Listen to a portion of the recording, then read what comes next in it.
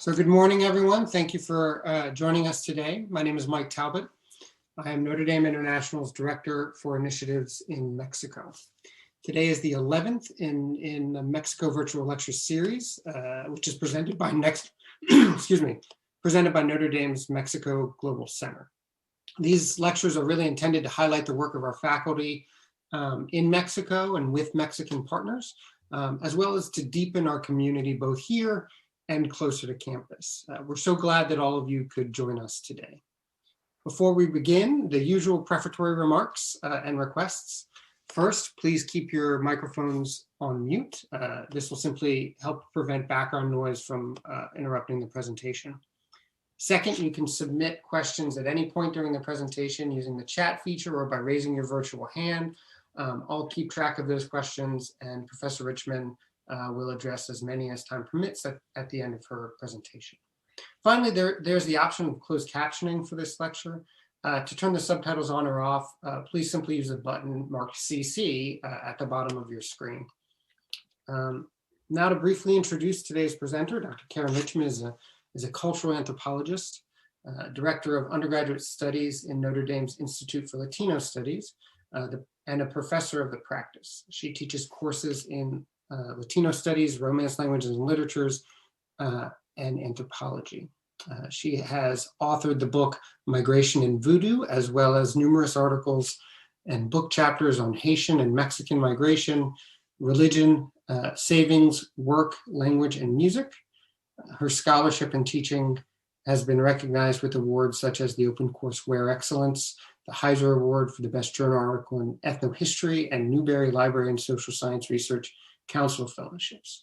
Her current research project is an interdisciplinary study of Mexican immigrants' social wealth, savings, and retirement supported by the National Endowment for Financial Inclusion. We're also fortunate to have with us today Liz Rangel Fernandez, who is a student. Professor Richmond will introduce her in a bit. So thank you all again for joining us. We're very excited to have you as well as Professor Richmond with us today.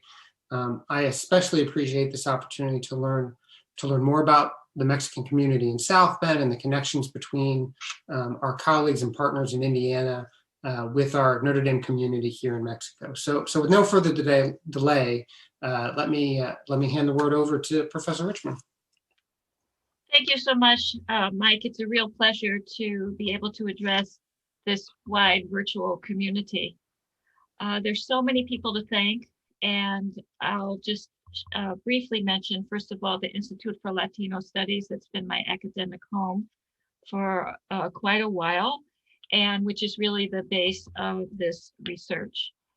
I'd like to thank the many students who contributed to it. I will talk about that in a moment, and the entities that supported our research, the St. Joseph Health Foundation, the Notre Dame Office of Research, and the President's Circle.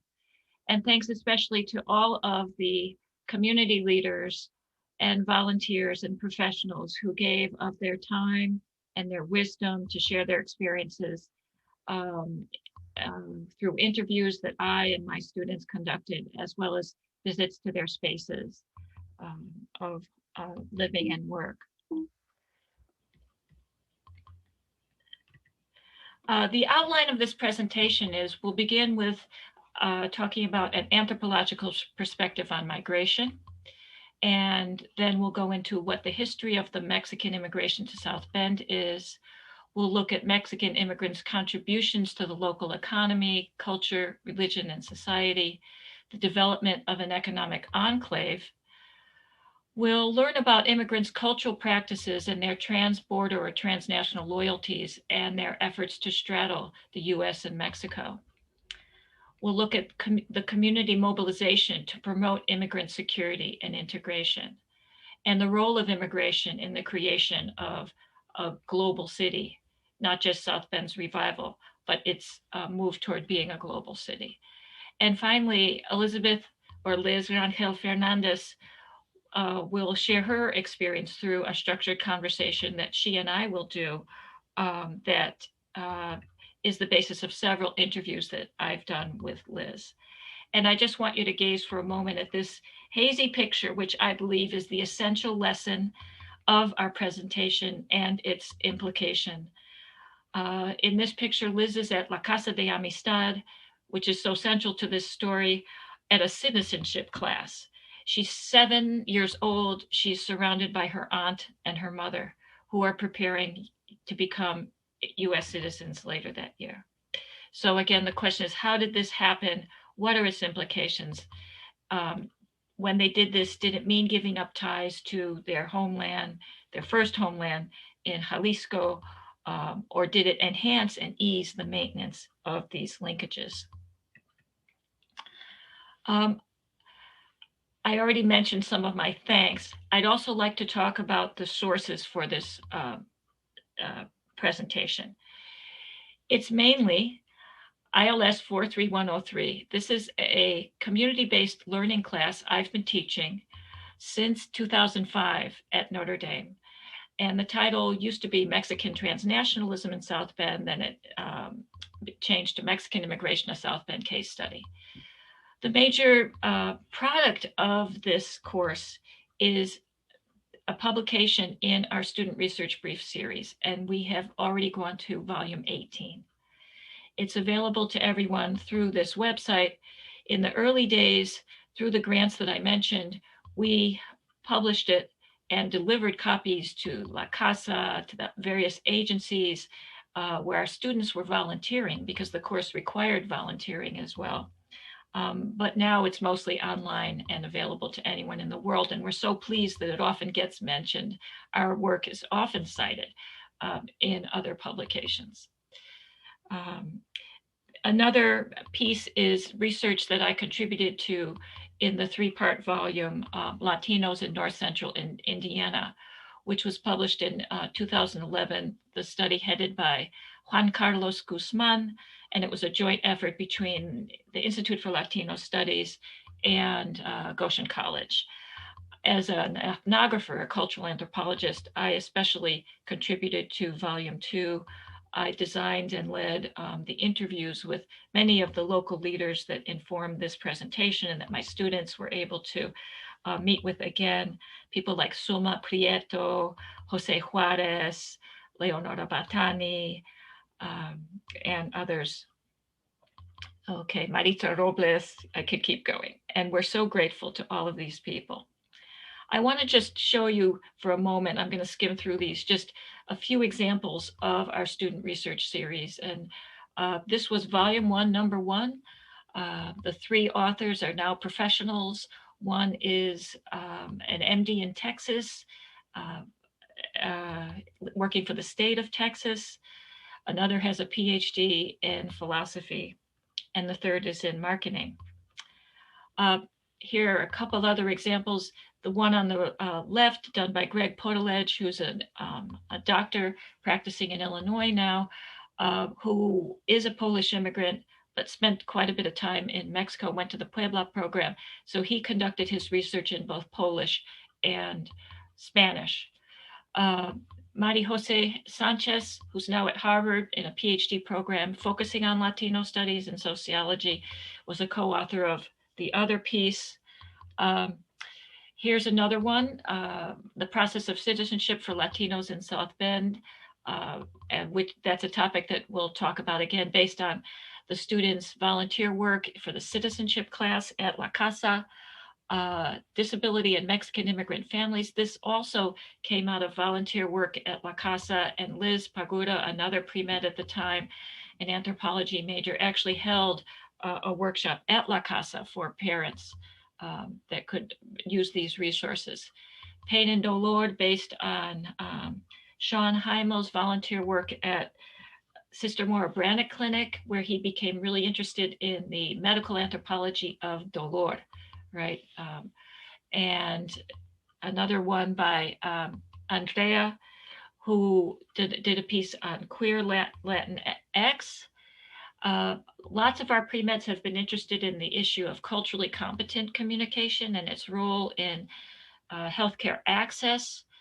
And here's one by Grace Seibert, who's now in medical school. Mayor Pete was really the centerpiece of this piece, Integration in Local Government, by 2 of our students. And this was before he declared himself to be a presidential candidate. These are from our most recent publication. And this one on the left, this is one of several on Latinx entrepreneurship in South Bend. And finally, a joint piece on Latinx faith and civic engagement. Okay, so I'm an anthropologist, and I want to share a little bit of an anthropological perspective on migration. Anthropology is a broad field, and it ranges from studies of human evolution to language, to archaeology, to medical anthropology, which I mentioned, to cultural anthropology and linguistic anthropology, and those are more my specialties. Anthropology knows that migration is fundamental to being human. Humanity emerged in Africa over millions of years. Humans walked out of Africa, as you can see in this map, and they went to the north, and they went to the east, and eventually to the Americas, because the land masses were closer together at that time.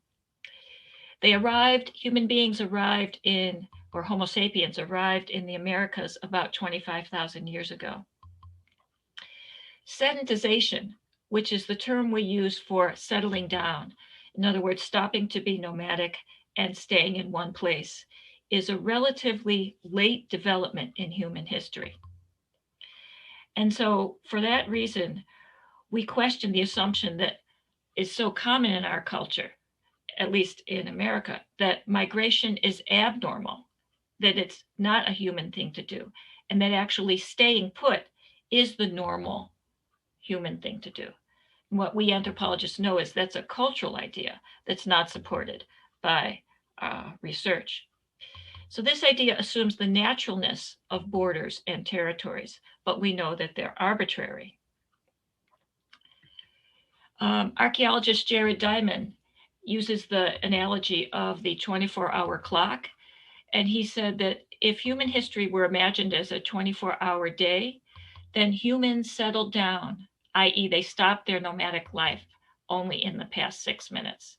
So with information like this, in this analogy, we can start to put in perspective our cultural idea that migration is abnormal and that migrants should be stigmatized.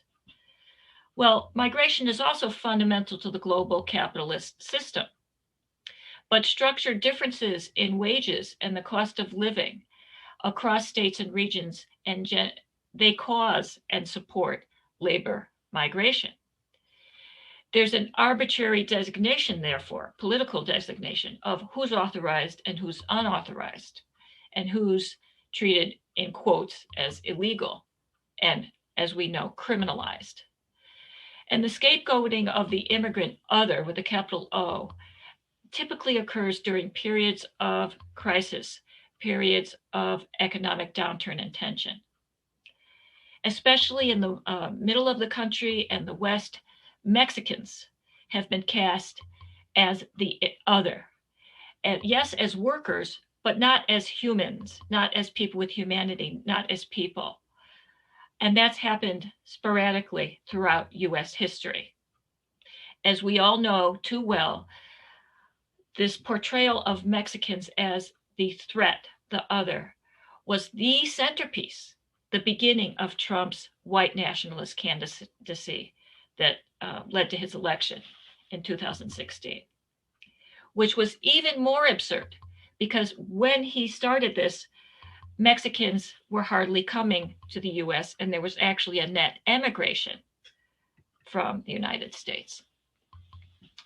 Let's go over very briefly some of the push and pull factors that encourage migration from Mexico to the US, keeping in mind, of course, that much of the US was Mexico, another arbitrary taking over, creation of a border. Since the 80s, some of the developments that have been happening in Mexico have created an exodus. They've created an impetus to leave. And they include economic restructuring, massive rural decline, abandonment of ranchos, and internal migration rural towns and cities, ecological devastation, especially drought, and cultural and social changes, rising expectations for standard of living, more people getting educated, including women. There was also a financial crisis in the 90s that pushed people out. But what also developed, and anthropologists have done a lot of research on this, was a whole culture of migration, where children grew up expecting to leave. And especially for young men, going to El Norte was a rite of passage into manhood. Some of the pull factors in the US were jobs, opportunities. People came because of opportunities. And also the possibility for social mobility, especially in a context where there was so much class repression and few opportunities for people to make something of themselves. And there was a lot of opportunity here despite immigration laws. And we saw transnational social networks, which we'll talk about a lot in a few minutes, develop, which in turn encouraged more migration. And also the role of remittances, which were helping families to stay afloat back home, but also financing the migration of more and more members. Now, of course, Trump didn't get the message, but there's been a decline of Mexican immigration since the Great Recession, which started in 2006. Remember, it's jobs that pull people. And the recession repressed the demand for low-wage workers. There are other factors too: a rise in US immigration enforcement, the expansion of the border wall, rise of policing by ICE and deportation, and the increasing cost and the risk, physical and of violence of crossing. Many of our students have been to our border seminar where they come face to face with deaths on the border. There have been really important demographic changes in Mexico, which many anti-immigrants don't get quite yet understand, which is that birth rates are declining precipitously in Mexico, and they also reduce the potential pool of migrants. The fertility rate in Mexico is now at 2.07%. You could compare that to where it was in 1960 at 7.3%. So it's only a little bit higher than in the United States, where we're below replacement rate at this point. The decline is also related to social shifts in family and expectations of gender, of women getting educated and having jobs and being professional. And also the economy in Mexico has been strengthening and offering more opportunities for mobility to young Mexicans as an alternative to emigration. If we look again very briefly at Mexican immigrants compared to other immigrants, we can see that Mexicans are more likely to be in the US longer than other immigrants, but they're more likely not to be authorized. And that's an unfair burden or barrier for their mobility. And as a result, they tend to have lower income, lower savings. And as you know, I study retirement savings of Latinos, lower education levels, lower access to healthcare. And this is all a contradiction to their having the highest labor force participation of any of their counterparts. They're more likely to face systematic discrimination and racism. Yet, in spite of all this, as Jennifer Lee said when she came to Notre Dame to present to the Institute for Latino Studies in 2014, Mexicans are, and this comes from the title of her article, the most successful immigrants in the United States. That is, if you take into account where they started and the amazing heights that they've reached. Just in terms of Mexican immigration and US national trends, Mexicans are 25% of the foreign born in the United States, 1 in 10 Mexicans born in Mexico now lives in the United States. The United States is where 97% of Mexican immigrants go. 38.5 million Mexican descent people were in the United States in 2019. And 2/3 of them were born in the United States, i.e. US citizens, becoming Americans like every other immigrant group. Not an exception, not an other, not abnormal. So I've mentioned the population Mexican immigration decline that Trump, of course, ignored in scapegoating Mexicans and making the Mexican threat a centerpiece of his politics. And actually, Asians are projected to become the largest immigrant group in the United States by the middle of this century, surpassing Latinos, or Latinx, as we now say. Okay. I want to briefly talk about culture, Mexican culture. And to me, the most important thing to understand is their morality of interdependence, or what some since Hofstede have called collectivism. There's a morality of sharing in contrast to the immorality of hoarding, of being greedy and acquisitive. If somebody asks you for a loan, you really can't say no. Partly because you know that someday you may be in need. And you need to build up trust or confianza and sort of social credit in your community. It's a pool of resources that you'll draw on someday, what anthropologists call, in a sense of generalized reciprocity. Collectivism entails structural intimacy. There's not as much privacy as is prized in mainstream white middle-class American culture. In collectivist cultures, and Mexican culture is not the only one, group solidarity is more important over individual gains.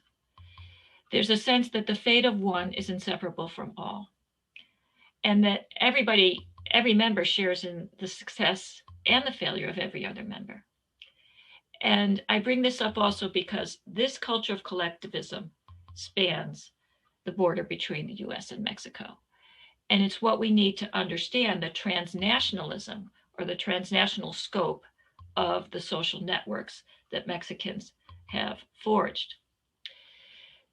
So unlike some previous immigrant groups and some refugee groups, Mexican migrants did not sever their ties to Mexico. Instead, they adapted very creatively to long distance separations to maintain and even expand their ties. Extended families span national boundaries. The social unit is dispersed, and yet it's intimately linked. And there's a consciousness of a trans-border society, that the society spans national boundaries, or as we would say, it's deterritorialized. And this is reinforced in everyday language, in the way people talk.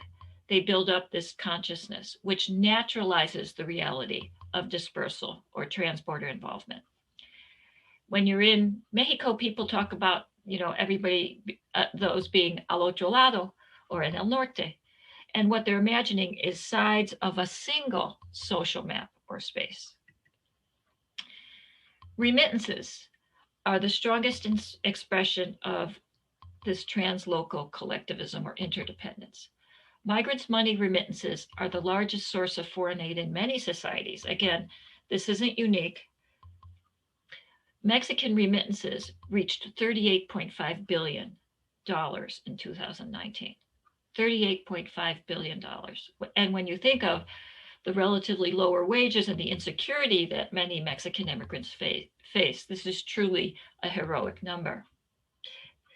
And it represents 3% of the Mexican GDP. Here's from the Migration Policy Institute, but it's borrowed from the World Bank estimates, information on remittances.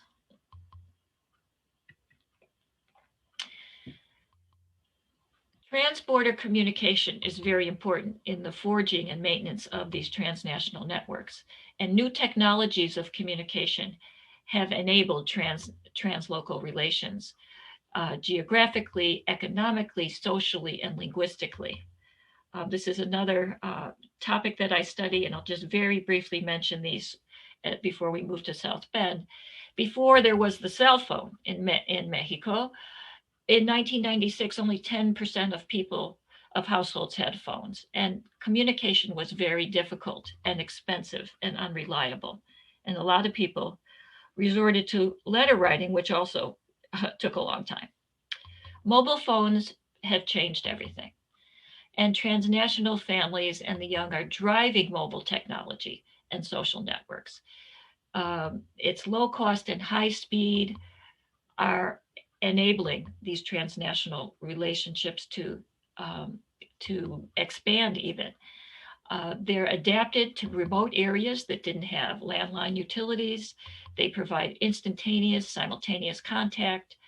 And as I say, it's not just enabling relationships, it's actually allowing people to form new relationships. Cousins across between the US and Mexico are meeting one another, for example, through social media and forging ties. People are starting romantic relationships through these means. Not a surprise to you. So today, 90% of Mexico's households use cell phones, and WhatsApp is absolutely essential to this, as well as Facebook, Instagram, Snapchat, and others. Okay. Briefly, I'd like to mention that the government, the state, caught up to the transnationalism of its nation. When you think of the concept of nation state, 1990 was a watershed when the president declared that Mexico was now a borderless nation state. In 1988, Mexico passed the law of no loss of nationality, which was essential to making that declaration a reality. And then they extended eligibility for nationality to children of Mexican-born people. Some people were reticent to become U.S. citizens if it meant absolutely severing their ties to the country they came from. Even though when they take the oath, that's what they have to say. It also really depends on how much their nation, a state of origin, was going to enforce it. Of course, Vicente Fox was the first avowedly pro-migrant president, first as the governor of Guanajuato, and he actually distributed phone cards to Mexican immigrants. I know he did this in Chicago, to ask them to call their relatives back home and encourage them to vote for him. And also he encouraged migrants to contribute to the state. And he had his famous Tres por Uno program, which wasn't really successful. Voting from abroad has also been established, but it's very hard to do. And it's I look at it kind of like when you get a rebate when you buy a product. The matricula consular, which we'll talk about also in its relation to the South Bend ID card, has been very important and more successful in helping Mexicans abroad gain more stability. So now to South Bend and focus on South Bend. Well, we know that Native Americans inhabited this area before it was founded by whites in 1865. There was a lot of industrial growth at the turn of the 20th century, which drew immigration flows from Eastern Europe, especially Poland and Hungary. And then there was a second manufacturing boom in the early to mid 20th century, which encouraged migration from the south of the US, especially of African Americans, but also the others I mentioned. And it especially involved cars, automobiles, aircraft parts, and sewing machines. And I'll show you just a few pictures of then and now. There's the Studebaker, huge Studebaker plant. You can see some of the ruins of it.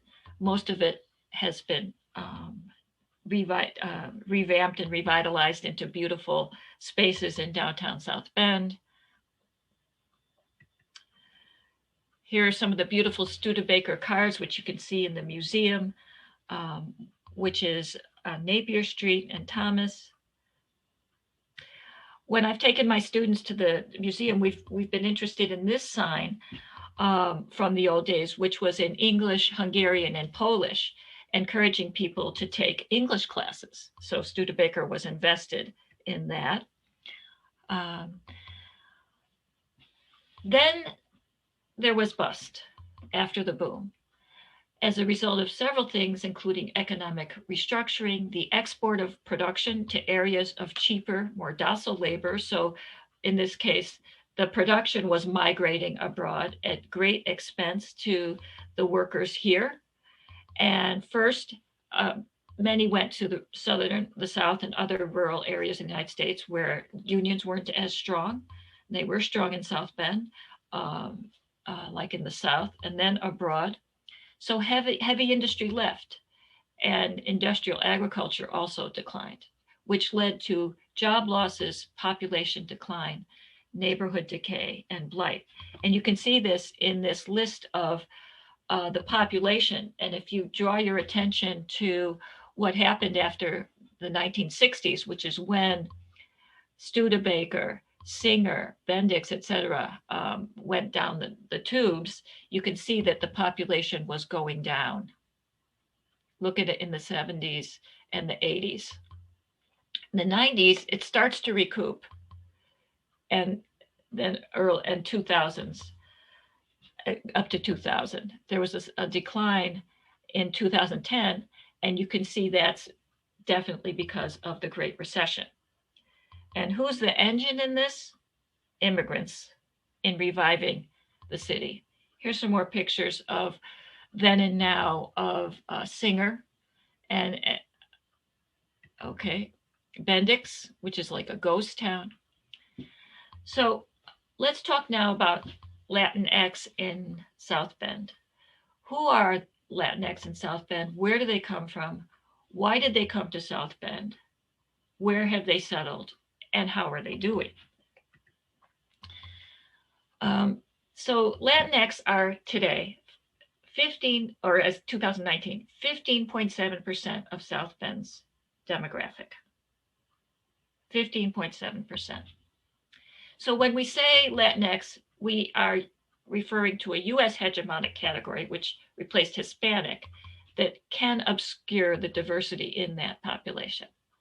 And so we want to make sure we remember that the heterogeneity of the Latinx population by nativity and by social class in South Bend. And it's important to respect that diversity. So Mexicans are the biggest group of Latinx, and they're also the biggest immigrant group in South Bend.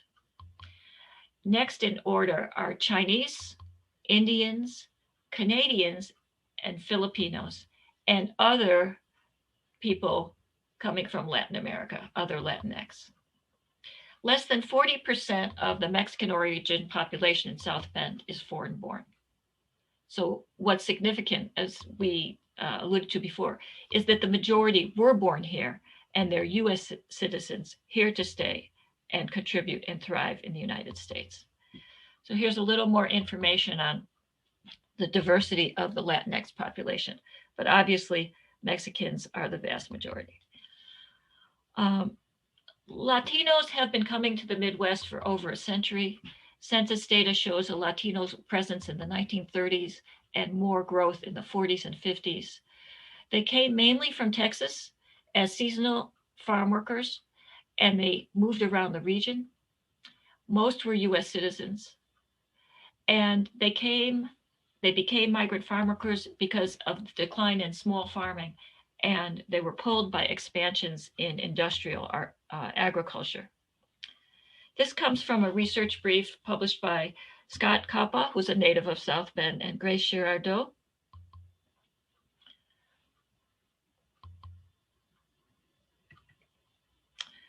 The 1970s were the nadir of agricultural work here. At that point, there were 18,000 migrant farm workers in Indiana. And I was interested to learn that they picked mint for Wrigley's gum and also many fruits and vegetables. And they would tend to return to Texas for the winter and spring. But then some seasonal farm workers began to stay and establish themselves here. And my friend and sort of mentor, Freddie Tone, refers to them as the Texas pioneers. And they became the community leaders, the volunteers, and owners of restaurants, and of course, Federico Rodriguez, the chief of firemen. And that's where you really see the beginnings of a Latino community here. El Campito, meaning little fields, began in the home of Concepcion and Ignacio Nino. Until 1970, there was no safe and secure place for the children of migrant farm workers while their parents were at work in the schools, in the fields, I'm sorry. And then eventually they moved to the former church school of St. Stephen's, which was, of course, an Eastern European church built in 1900, right? And as many Eastern Europeans were coming here, and then it closed in 2003. And there's a story in that too, as Berta Rodriguez Salazar told me, the Latinos were 3 times migrants in the church because they had to fight to find a place. They finally found a church at St. Stephen's, and then they had to move again. And so they were sort of homeless for a while again, and then they moved to St. Adalbert's. There are still some migrant and seasonal farm workers in the area, and the Proteus office, headed by Jesusa Rivera, provides supports to them. Since the 1980s, the shape and structure of the migration pathway changed dramatically. So think about that first wave, farm workers who then settled, and this second wave was very different because Mexicans were coming directly to South Bend, directly from Mexico, or sometimes after a stop, perhaps to work in the fields in California or Texas, but maybe in the service industries in Chicago.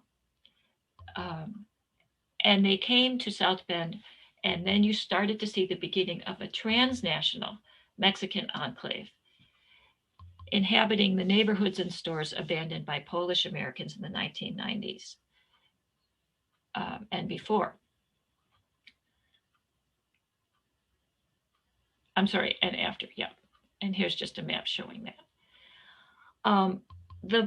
You can take a bus. This poster was in El Paraíso, which became Flamingos. And you can take a bus from South Bend to not just cities, but rural cities and towns in El Bajío region of Mexico, including in Jalisco, Guanajuato, etc. And this poster I took a picture of in a small town in Guanajuato called Juventino Rosas. And you could go from South Bend. Okay. So why were they coming in the second wave to South Bend? Because of jobs in construction and light manufacture, that latter, especially in Elkhart, and entrepreneurial opportunities to own a business. The affordability and low cost of housing in South Bend were attractions. There was a sense that social mobility was possible here, that transnational networks could continue to develop, and this led to an economic enclave. And what I mean by that is an economy that both provides jobs to people in the ethnic group and serves customers. And this is a map that Amy Lee Prote and her co-authors drew up in that first volume of the student research briefs that showed where Mexican immigrants were living. And our understanding of ethnic transition, of course, has been enhanced by Rita Kopczynski, who's the granddaughter of Polish immigrants, still lives in the house that her grandparents bought in the first decade of the 20th century. She's the former director of St. Adalbert's Religious School, and she taught and mentored many, many children. especially encouraging them to go to college. Many of her proteges went to St. Mary's. Kristen Klasky, who is the great granddaughter of Polish immigrants and a granddaughter of Mexican immigrants, assistant director of the Fighting Irish Scholars at Notre Dame, and a key member of the West Side South Bend Committee and an organizer of the West Side Festival, where she told me she's trying to channel her grandmother's great festival organizing activities and put on something again as good as she would do. And of course, Liz Rangel Fernandez, who's the daughter of immigrants from Jalisco, who's a sophomore at Notre Dame, majoring in political science and economy and economics with 2 minors in Latino studies and real estate. Here's some images of the ethnic transition from St. Adalbert's, which was a Polish parish that's now almost totally Mexican, and there's no longer a Polish mass. Here are some of my students. They went to, this is in front of Flamingos, and here they are with Rita. Their faded signs and the legacy of the Polish businesses and community. And I just want to mention many of the organizations that have really provided support to this community and recognized their need and addressed it. The Sulma Prieto, who founded El Puente, saw the need for a Spanish language newspaper. I've mentioned Proteus with Jesusa, Radio Sabor Latino, founded in 1988 by Eliud, that is not just a radio station, but a drop-in center where my students have volunteered. Many of these, the radio is in the Marycrest building, which is the former office building of Singer. It's not in great shape. The diabetes program of Memorial used to be there. And of course, further east is the Sister Moore Brannick Clinic that serves many people. And La Casa, we can't say enough about La Casa de Amistad, which was founded in 1973 in a former Polish clothing/department store. And it's grown and grown, meeting the needs of children and adults with a myriad of classes, but also help with immigration.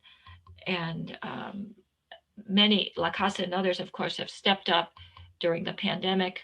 Here are a couple of pictures that my students have taken from classes. So many Notre Dame students are part of the volunteer corps that enhances the work of the great professionals at La Casa, and they are on the move.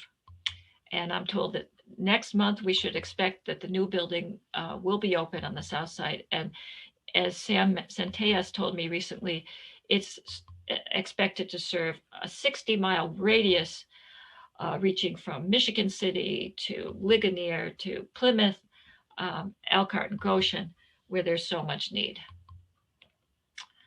I mentioned the enclave in the former Polish enterprises, and here are just quickly some pictures. There's Andres at his panaderia, and here are some of my students visiting and enjoying. Here we are at Taqueria, where the owner always gives us a wonderful of her time to talk to us. And here we are with Berta Rodriguez Salazar and Benito, such key leaders in the community and in democratic politics. And of course, the parents of Becky Rubalcaba, who is with campus ministry at Notre Dame and is a former director of La Casa. There are my students at Our Lady of Hungary as well. Here we are here's Taqueria again. And we've also enjoyed La Rosita, started by an entrepreneur from Michoacan wanting to recreate Michoacan style ice cream, and Paletas here in South Bend. She is here. She also was in Chicago on her way to South Bend. The same trajectory happened at Taqueria Chicago, which is why it's preserved in the name, of course, the title. Here we are at Rosales and Flamingos. I've mentioned the West Side Center, where volunteers organized to network and connect Western Avenue neighborhood and businesses. It began with Sam's West Side Wednesday lunches, Save the date for the best Wednesday ever. Kristen's asking you to save the date for August 4th. But the point was to address safety concerns in terms of the sidewalks and the street lighting. It was endorsed by Mayor Pete, and even though they didn't start out with the idea, I'm told for a permanent space, they got one, and it's totally staffed by volunteers. A major accomplishment was the South Bend ID program, which is sort of inspired by the Matricula Consular. I'm told the idea came from the congregants at St. Adalbert's, and its benefits include that when people interact with city services like the South Bend Police, Fire Department, schools, etc., they have a secure ID. They're known.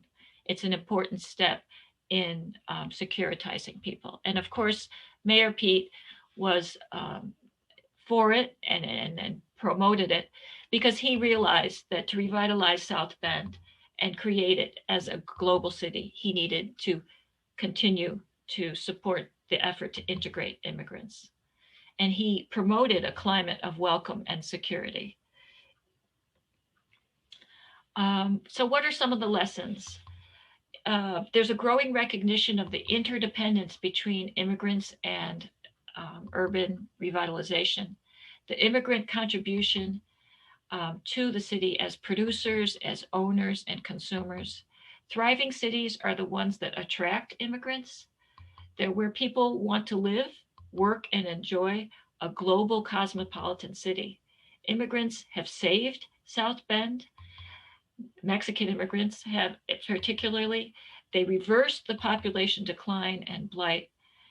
And now South Bend has what economists have told me is a driving economy. Before the pandemic, employment was below 3%. That's way below what's considered a good rate. South Bend needs to continue to do its part to welcome them and incorporate them into the social fabric. And the courageous and resourceful leaders of this community will keep up the pressure to ensure that it is so. So now I'd like to turn it over to a conversation with Liz Rangel Fernandez. And I'm going to Hello, everyone. And I think that now Mike is going to pull up the share, right, Mike? Is that right? Yes, I'm doing that right now. Okay, great. Thank you. You'll need, well, I can undo your share screen. I'm going to stop my share. There we go. Okay, great. Are you able to see it? I can see Liz. Yes. Liz, thank you so much for giving of your time and wisdom and caring to talk with me and our audience about your experience and experience of your family. And they already saw the wonderful picture of you in the citizenship class, surrounded by your mother and your aunt. And I just feel that that really encapsulates what this project is all about. So can you tell us? Thank you. Can you tell us a little bit about where you're from? And it's pointed out on the map for everyone to see. Just describing your background. Right. So my parents and their parents for generations are from a municipality in Jalisco called Mezquitic. So my father was from a little rancho called Los Sauces within Mezquitic. My mom from another rancho, El Vallecito. And they both of their families basically immigrated to the town that's called Mezquitic, Jalisco. Yeah. And yeah, that's where my parents are from. And from there, my parents immigrated to California within the Coachella Valley, Inyo, California. And from California, my parents immigrated to South Bend, and that's where I was born and where I've grown up ever since. Okay, Mike, if you want to show a few of those pictures. So I asked Liz who that was because there's such a resemblance. Who was in that picture, Liz? Yeah, so that's my grandma Rufina. She's my paternal grandma. She's right there making tamales, and to the left of her is one of my aunts, Olga. Mhm, Um, yeah, it's they're right there. They're in Los Sauces. mhm. So can you keep going down with the pictures now? Thank you. And that's in Los Sauces. Right, Yes, exactly. Los which is Sauces. which is a That's where. Sorry, that's where my father grew up. yes. And Los Sauces is a town or a rancho? It's a rancho. It's a small rancho, maybe Okay. like about 30 minutes and maybe 20 minutes to actual Mesquitic, the town. Hmm. And keep going, please, Mike. Yes. And who's here in these pictures? What do we see here? So the previous pictures was well the yeah that's actual Mesquitic. That's the road, Calle Robles, where my mom's family moved to. Hmm. Um, and that's where she spent many of her formative years. As you can see, the dirt roads that are now paved. The as the pictures that follow show. Hmm. Have you been there? Yes, I go there often. I don't remember it ever not being having paved roads. But we go there often.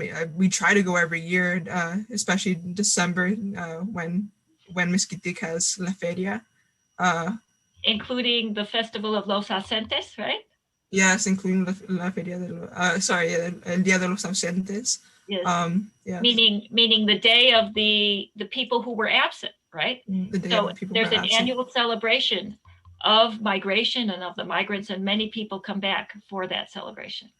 Right, exactly. Yeah, Mesquitic, they put on a good festival for that day. There's bailes, there's comida, and yeah, it's basically an homage, I guess, to people that have left, los norteños, and um, yeah, there's still a link there of them coming back every year and showing kind of respect and celebration of that day. Mhm. Yes. Next slide, please. So what do we see here, Liz? Can you tell what's in that picture that you've provided? Yeah, so though that's my parents. My mom on the left, my dad on the right. They're picking grapes. Like I said, in California, the Coachella Valley. Um, and that's at the bottom pictures, the trailer where they used to live. Mhm. Next, please. So how did they get it? What is this and how did they get there? So that's our current house. That's where they moved in. I guess it would have been the late '90s. Um, so they were in California. They were farm workers in California. And by that time, my father had family in South Bend. He had a brother. Uh, that brother called him. He said, "Hey, I'm in South Bend. There's work here. You should consider moving to South Bend." And my dad, obviously, like, always looking for economic mobility. Mhm. He decided to move his family to South Bend, and they lived with my uncle for a little bit before eventually buying this house. And it's the house where we still live in 20 some years later. It didn't used to look this nice back when they first bought it. They've renovated it since then, and yeah. Where are your parents at the moment? So when we had talked, they were still in Mexico, but since then they decided to come back for tax season. But yeah, but basically, my dad last year retired, and they decided to spend 5 months in Mexico, and they were there in Mesquitic for those 5 months.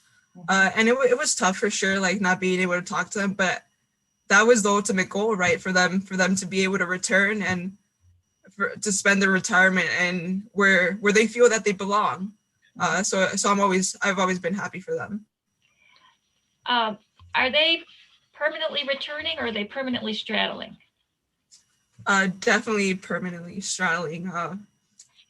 They love Mexico, but at the same time, they have a lot of family here. They have their kids here, and I think they kind of understand that their kids will be here for the rest of their lives. At least that's the way it seems. So there's no plan to sell the house. I think they will continue making back and forth trips so long as they're able to. Yeah. And what do you imagine your own pattern will be, say 10, 15 years from now? I still plan to make a yearly trip to Mexico. I still find a sense of home there, and a lot of my family is there. So to continue to be connected with them, I feel that I should visit them. I should make that, take the initiative to continue forging those connections. And besides that, I just love being immersed in the culture, right? I love being able to, I guess, harness that part of myself. Thank you. So who's this cutie pie in this picture here? Yeah, so that'll be me. Yeah, and so as you can see, my dad's still in his Notre Dame uniform, because he actually ended up getting a job here at Notre Dame. He was a dishwasher at Soren's, like next to Morrison, within Morrison. Mm-hmm. And I'm assuming he had just gotten home from work there, and yeah, he was holding me. Mm-hmm. And then on the right? Yeah, so that's my baptism. For whatever reason, it happened in Chicago. So that's my parents and my padrinos. Mm-hmm. Yeah, that was very, very recently after I was born, a couple months. And this harks back to what we were saying about the connection between Chicago and South Bend, right? Yeah. There, for my father and my mother, I believe, also they have like uncles there. Yeah. And you also have uncles and aunts and cousins in South Bend. Oh yes, primarily on my father's side, I have many aunts and uncles here. Mm-hmm. They all kind of just followed each other. Yeah. Great. Okay, what's next? Right. So just kind of symbolizing, I guess, the Notre Dame connection to South Bend. So I grew up going to Notre Dame a lot just because it's a pretty campus and it's where my father worked. So yet again, my father in his Soren's uniform, holding me. So on the left, yeah, we're at our house, and on the right, and that's one of your two brothers. Yeah, Alfredo. Yeah. One of whom is it Alfredo who works at Notre Dame? Yeah, he works at Notre Dame. What does he do? He works in procurement. I still sometimes struggle to understand what that is, and he's actually on the Zoom call right now. Oh, hi, Alfredo. Hi, how's it going? You can correct Liz anytime and me. Okay. Yeah, even some of the details for me are a little foggy sometimes. Also, I constantly have to like ask my parents, like, "Hey, so like, what actually happened and in what year?" Yeah.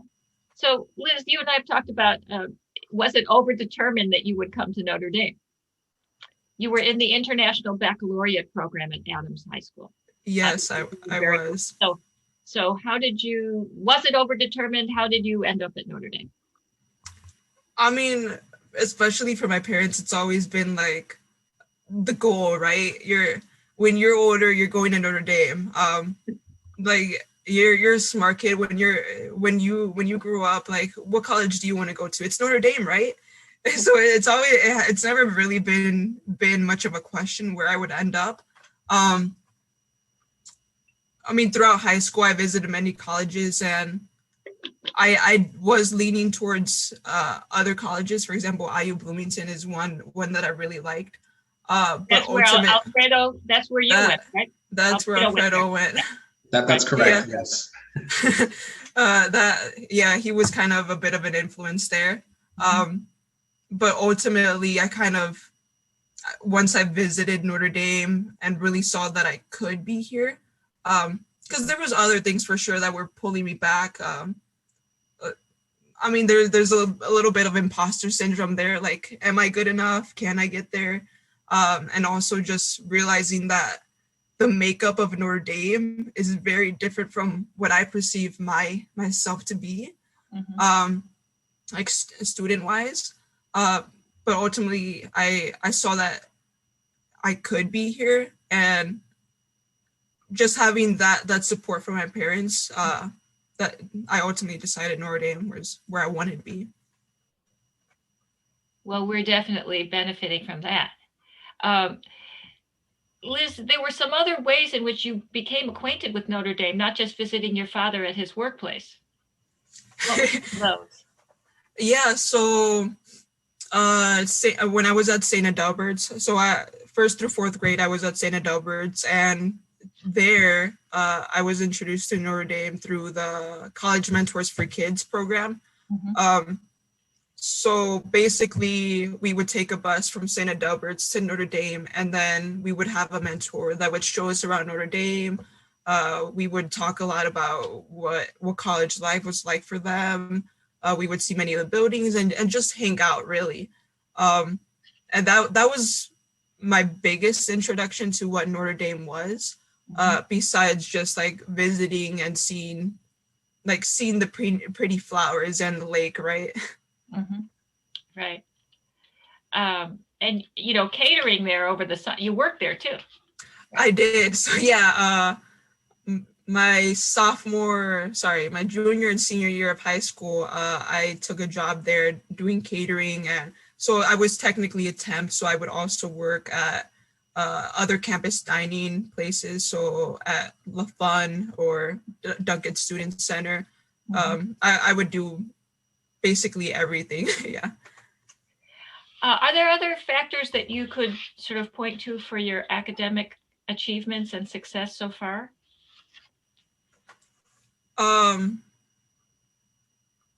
Pertaining to, like, for example, your family, your parents, your teachers. I mean, my family has always pushed me. They've always pushed me to seek the best options out there.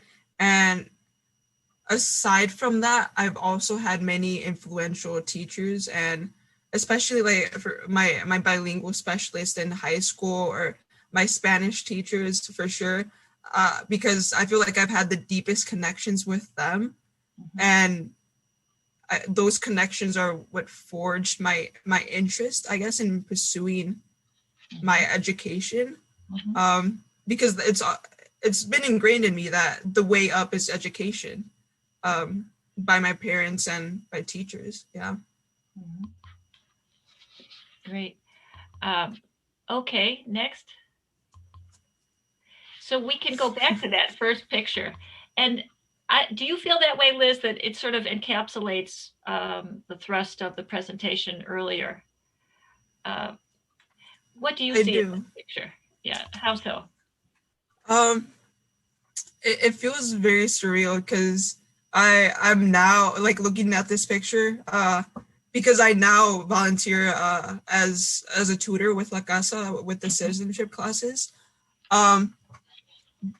But basically, it's just when I see this picture, I just it's a sort of pride, right? That my parents, in some ways, were able to achieve this unattainable American dream, right? That a lot of people talk about. They put a lot of effort into forging their, like, making a life for themselves and their family.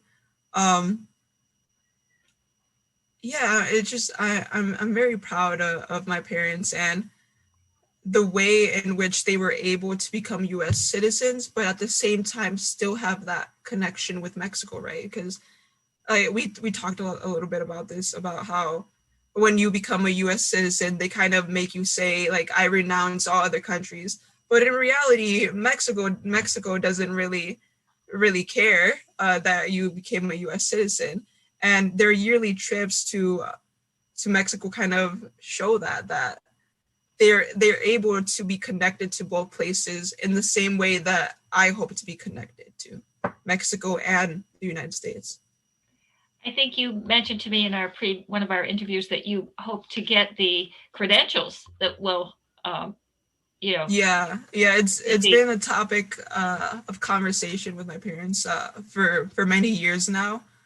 Much of the holdup was getting the proper documentation for them to be able to go to the Mexican consulate with me and be like, hey, this is our daughter. She wants to be a Mexican national. Yeah, but it seems like it's more possible now that my parents are actually spending more months in Mexico. So I do hope to, with the next year, to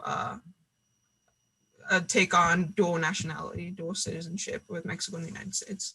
And so that brings back that question, and I think maybe we'll end with this as our final piece about straddling and whether being a dual citizenship is possible. Can you be loyal to two different countries? What are some of your thoughts about that? As a political science major and Latino studies minor, among other majors and minors. I mean, I do believe that it's possible. I know it can be hard because many people will question like whether or not you can be both, but I think my parents are doing it, right? They're US citizens and they love this country, but at the same time, they can't let go of a part of themselves to go to Mexico yearly. They still have family in both places. I mean, how could they not? And I mean, the alternative to not being both a US citizen and a Mexican citizen for people who hold both nationalities is denying part of themselves. I am both American and Mexican, but when people see me, I'm Mexican in their eyes, right? But I was born in this country and they're both parts of me, and I can't just let go part of myself, right? Yes. And becoming a citizen in both places and deepens your connections in the opposite place, right? You can contribute even more in the opposite place. Your parents can contribute more to Mexico by becoming US citizens in the US. Yeah, exactly. And vice versa. Right. Things like travel are also easier with US citizenship. And yeah, of course, like being able to then vote in both places, that's something that they want to do. Right. As I mentioned before, the Mexican government announced the program, but they haven't made it very easy for people to do it. Mm-hmm. Exactly. And that's part of that tension, right, between the transnationalism of the people, which is in part a result of the neglect, right, by the state, right, and the state trying to sort of piggyback on what they've accomplished and actually trying to get migrants' remittances to now go toward the state itself or to projects that the state should have been sponsoring in the first place, like building a well, right, or paving a street, things like that, providing potable water. Right, of course. Well, I think that's a good point to end on, right? And with this picture and your eloquent thoughts. And thank you so much for allowing me to interview you over this time. And I'm looking forward to seeing where this takes us next. Yeah, thank you. I appreciate the opportunity. Yeah. So, Mike, I think that if the audience or participants would like to ask Liz and me questions, Liz, you'll be interested, I'm sure, to answer. We'd be happy to entertain some questions. Wonderful. Thank you. Thank you both very much for the presentation and for the conversation and for sharing your story, Liz. It was wonderful to hear. a reminder to everyone, you can submit questions via the chat feature at the bottom, and I will gladly read them on your behalf. Our first question comes from Armando Garcia, who I believe is with Nuestra America online radio, located in South Bend. He asks, do you know who brings immigrants to South Bend to work here? Do they come because they hear there are jobs? Do they find employment in factories, construction, agriculture, etc.? Do they go to Elkhart or Michigan for jobs and return to South Bend to live here? Could you share a little bit more about that? Yes, I mean, all those questions are, going down the right path. And Liz's parents' example, right, is a good one, right? Your father had, I learned from you, Liz, that your father had taken 2 trips prior to going with your mother to the Coachella Valley by himself. Then he hears about from his brother that there's work in South Bend, and that's what pulls him there. But we also know that recruiters will go south of the border and bring people in, right? So even if they don't get authorized, right? So as we know, a lot of people are working without the documentation that they deserve. And we could mention, Liz, that your parents, when I interviewed you, you often use the word lucky or fortunate to describe your situation and your parents' situation. So they were regularized under the 1986 Immigration Reform and Control Act. And we really need another act. And I have a feeling that it is coming. I'm an optimist that Biden will support that. Exactly. So people find out through informal networks, but also formally. And then, there are guest workers that are brought in too. But there seems to be less equity, I would say, in offering guest worker positions to Mexicans. And there seem to be preferences for people from other places, which I don't think is just. Wonderful. One more thing is, Sure. I'm not from this area. And I used to think that there was more of a distinction, a separation between Elkhart and South Bend and Goshen economies, but they're very integrated. And La Casa's, of course, has recognized that and is offering its services to people in those areas. But there are many people, as Liz knows, who work in Elkhart, but they live in South Bend. And Elkhart is the center of the RV industry, which I understand has been undergoing another boom. When Obama took office, right, he went to Elkhart, which had the highest unemployment rate in the country, at the height of the Great Recession, to emphasize, the need there. That makes a lot of sense. Liz, I'm curious if I could ask you a question. You mentioned this dual identity, right? Feeling Mexican, feeling American. There's also a concept of a third culture kid, right? Where maybe as much as you feel American and Mexican, there's also a third identity that you maybe haven't felt, and I don't want to presume anything, but maybe you haven't felt fully accepted of. Would you describe what that experience is like, the idea of a third culture, if in fact you feel it applies to you?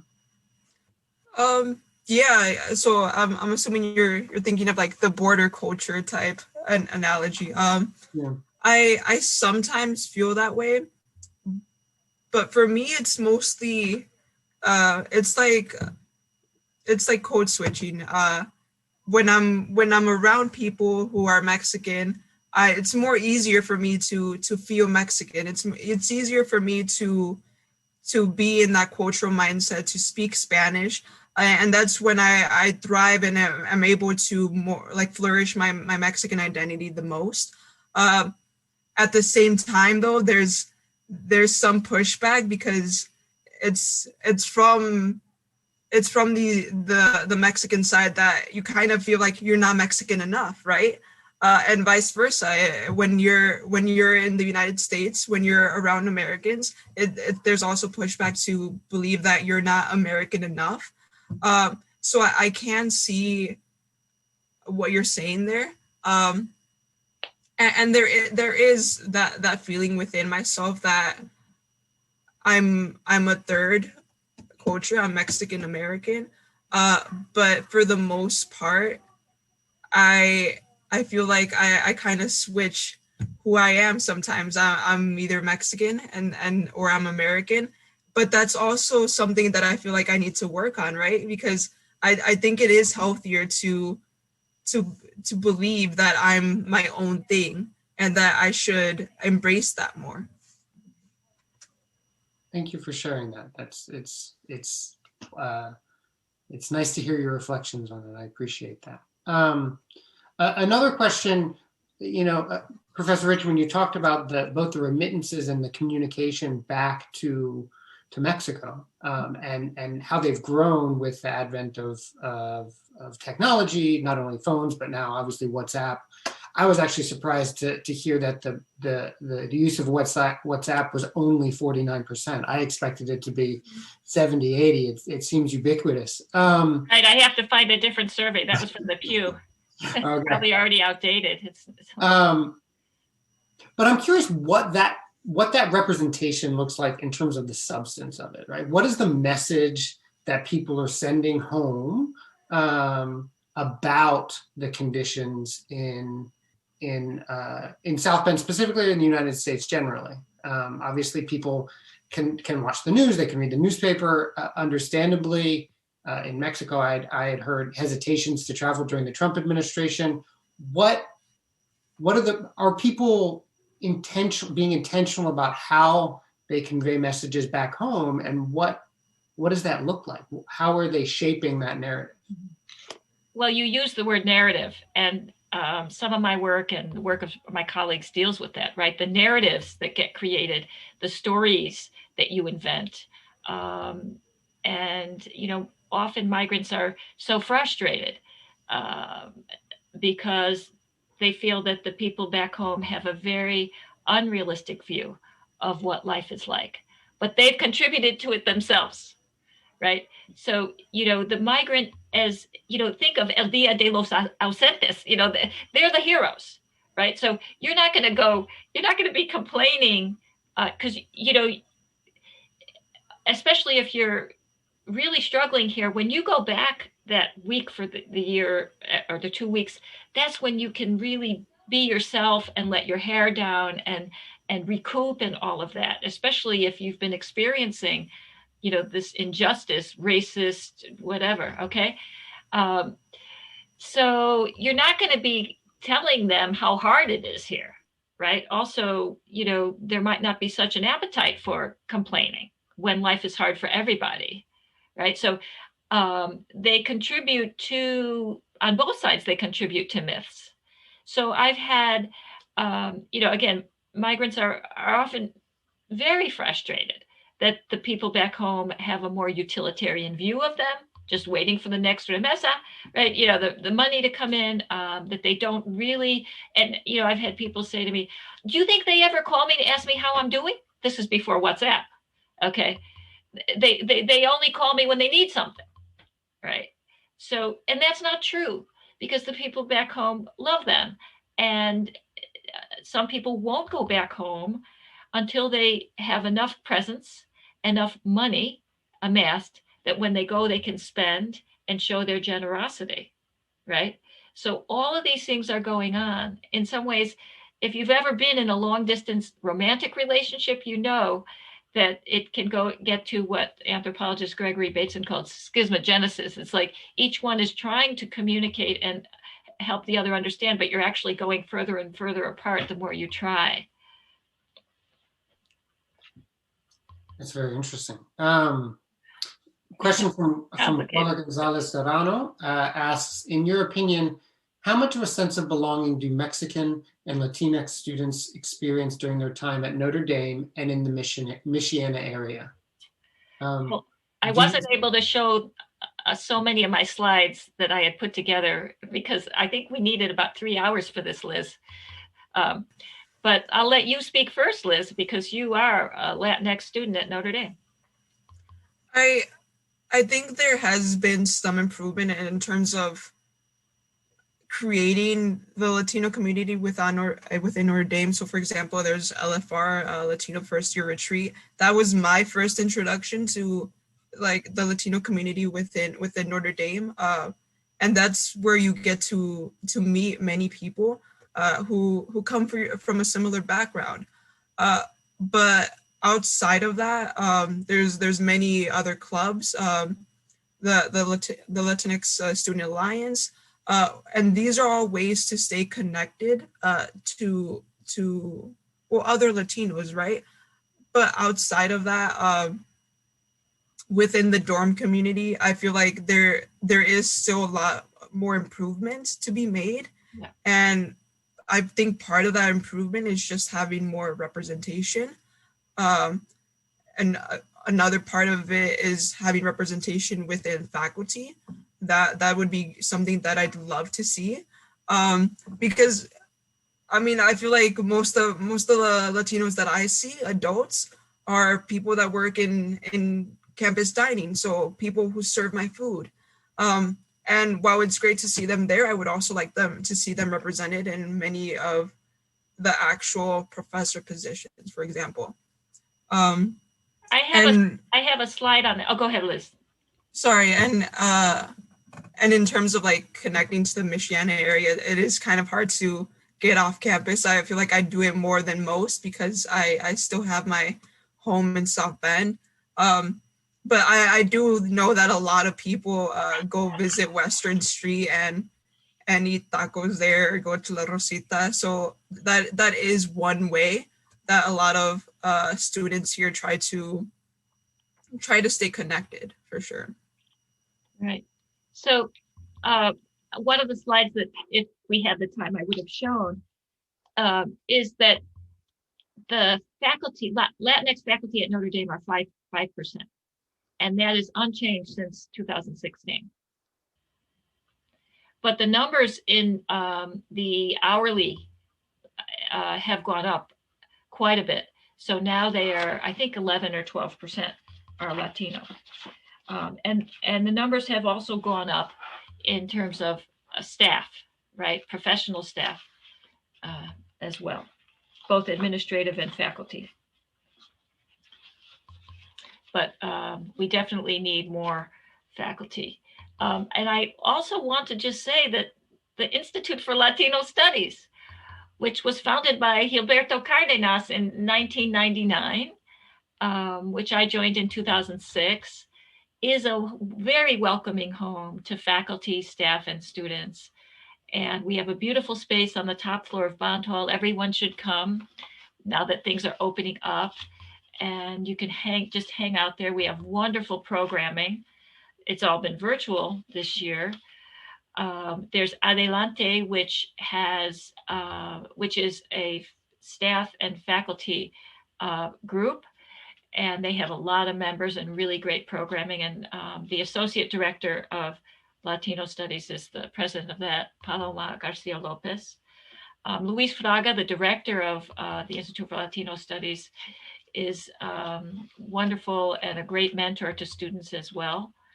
So I think the Institute, with all of our programming and our space, is a great apoyo to the students. And there are clubs beyond Latinx Student Alliance, which there used to be Mecha and Alianza, but they joined forces. And there's also SCIA, the Student Coalition for Immigrant Advocacy, which I advise.